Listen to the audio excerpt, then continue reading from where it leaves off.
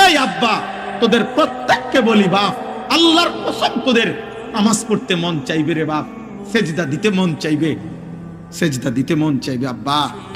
হাসরের ময়দানে হলেও সেদিন মন চাইবে খুব যে আল্লাহ আপনি একটু সুযোগ দেন না রে মাওলা, একটা সেজদা দেই আপনারে, একটা রুকু করি মাওলা। আমার সিরিয়াল আইতে তো হয়তো দেরি আছে মাওলা, আমারে তো বিচারের জন্য হয়তো সিরিয়ালে আরো পরে ডাকবে, এই ফাঁকে আমি আপনারে একটা সেজদা দেই।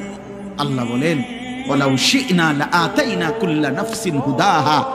এই নাফরমান, আমি চাইলে তো দুনিয়াতেই প্রত্যেককে সেজদা দিতে পারতাম, দেওয়াইতে পারতাম, আমার আনুগত্য করাইতে পারতাম।